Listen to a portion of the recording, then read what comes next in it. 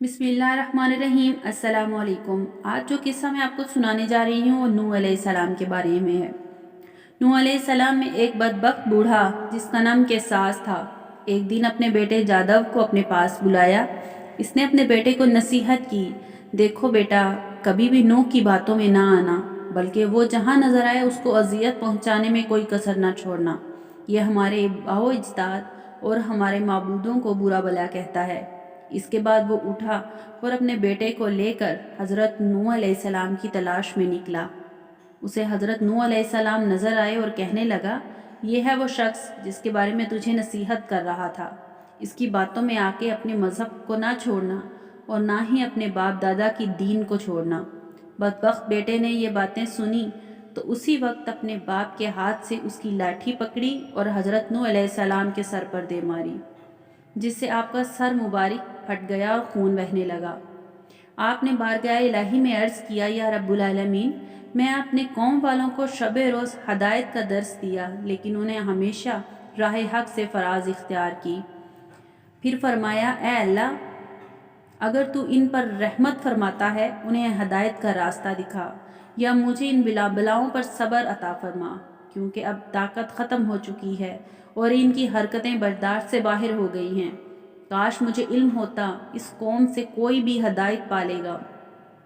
इरशाद बारी ताला हुआ, हमने नूह के पास वही भेजी, अब तुम्हें कौम में कोई ईमान लाने वाला नहीं है, जिन्हें ईमान लाना था वो ला चुके। फिर इरशाद बारी ताला हुआ, ए नूह, तो बाप के सलीबों में और ना माँ के अरहम से कोई बाकी रहा। तो फिर जनाब नूह अलैहिस्सलाम ने अर्ज़ किया, ए रब्बुल आलमीन, तू खित्ता ज़मीन पर किसी काफिर को ज़िंदा न रख। हज़रत नूह अलैहिस्सलाम की ये दुआ कबूल हुई और अज़ाब का हुक्म जारी हो गया। नाज़रीन, हज़रत नूह अलैहिस्सलाम की विलादत हज़रत आदम अलैहिस्सलाम की वफ़ात के 126 साल बाद हुई। उनका शुमार अल्लाह ताला के उन जलीलुल क़दर अंबिया में होता है जिनका तज़किरा कुरान पाक में फ़रमाया गया। कुरान पाक में 28 सूरतों में आपका ज़िक्र किया गया है। आपने पैगंबरों में तवील उम्र पाई, इसके बावजूद आपका ना कोई दांत गिरा और ना कोई सफ़ेद बाल आया। इबादत का ये आलम था कि हर रोज़ 4 रकात अदा करते, और आप ही को इस सिलसिला में अवलियत हासिल है कि आपकी बद्दुआ से उम्मत हलाक हुई, बावजूद इसके कि आपकी कौम के लोग सख्त अजियत देते, लेकिन फिर भी आप उनके साथ हुस्न सलूक फरमाते, यहाँ तक कि आप उनके घर जा जाकर तबलीग फरमाते, जिसकी वजह से लोग आपको मजनू और दीवाना कहा करते थे। तूफ़ान नूह अलैहिस्सलाम से कबल कौम ने आपको इस कदर अजियतें देना शुरू कर दी थीं कि आपको इतना मारते कि आपके अज़ा टूट जाते और आप शदीद तकलीफ़ से बेहोश हो जाते, और वो आपको उठाकर कंबल में लपेटते और इस ख्याल से फेंक जाते कि आप मर जाएंगे। कई बार ऐसा होता कि घर में फेंक कर ऊपर पत्थर भी डाल जाते। रात को जिब्राईल अलैहिस्सलाम आकर पत्थर उठाते और आपको वहाँ से निकालते, अपने परों को ज़ख्मों पर मलते, जिसकी वजह से आपके ज़ख्म फ़ौरन ठीक हो जाते थे। इन होता तो फिर कौम को गुमराही से निकालने निकल पड़ते।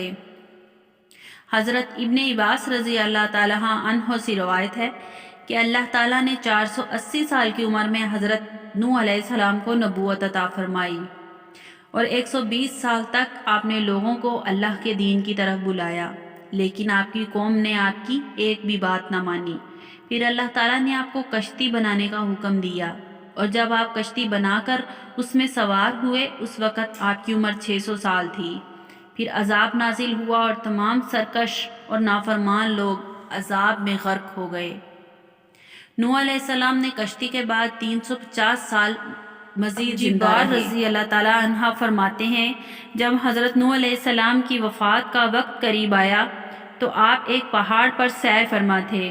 हज़रत मुल्कुल मौत रूह कब्ज़ करने के लिए तशरीफ़ लाए तो आपके पीछे पहाड़ पर तशरीफ़ ले गए। जब मुल्कुल मौत का सामना हज़रत नूह अलैहिस्सलाम से हुआ तो अर्ज़ की, मौत का वक्त हो चुका है। हज़रत नूह अलैहिस्सलाम ने मौत की तकलीफ़ का तसव्वुर किया तो ज़ोरदार नारा बुलंद किया, हत्ता कि ये सुनकर जंगल के तमाम जानवर जमा होने लगे। फिर आपने मुल्कुल मौत से फरमाया, मुझे इतनी मोहलत दी जाए कि मैं अपने घर वालों से रुखसत हो लूँ। आपका यूँ फरमाना इस वजह से न था, नऊज़ुबिल्लाह, कि आप मौत से फराज हासिल करना चाह रहे थे, बल्कि امت کو یہ درس دے رہے تھے کہ موت کا لمحہ آنے سے پہلے پہلے جو اچھے اعمال کر سکتے ہو کر گزرو، کیونکہ بوقت انتقال کسی بھی عمل کی مہلت نہیں ملے گی۔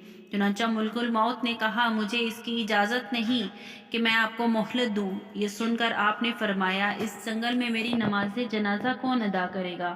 ملک الموت نے کہا، ابھی جبرائیل علیہ السلام ملائکہ کی ایک جماعت کے ساتھ سفر میں ہیں جو اسی مقصد کے لیے آ رہے ہیں۔ یہ معلوم ہوا تو آپ نے وعدہ الہی کی تکمیل کے لیے رضامند ہو گئے۔ اسی سنہ میں حضرت جبرائیل علیہ السلام تشریف لائے اور دریافت کیا، اے انبیاء میں سب سے طویل عمر پانے والے، آپ نے دنیا کو کیسا پایا؟ حضرت نوح علیہ السلام نے فرمایا، یہ دنیا اس مکان کی مثل ہے جس میں دو دروازے ہوں، ایک سے داخل ہوئے اور دوسرے سے نکل گئے۔ اس کے بعد ملک الموت نے آپ کی روح قبض کر لی، چنانچہ فرشتوں نے آپ کو غسل دیا اور آپ کی نماز جنازہ پڑھی گئی۔ کہا جاتا ہے کہ ہفتہ آسمان کی مخلوق کسی کی وفات پر ایسا نہ روئی جیسا آپ کی رحالت پر۔ دعا ہے کہ اللہ کریم ان کو کروڑوں رحمتوں کا نزول فرمائے اور ان کی خیر کی بدولت ہماری بے حساب مغفرت فرمائے۔ آمین ثم آمین۔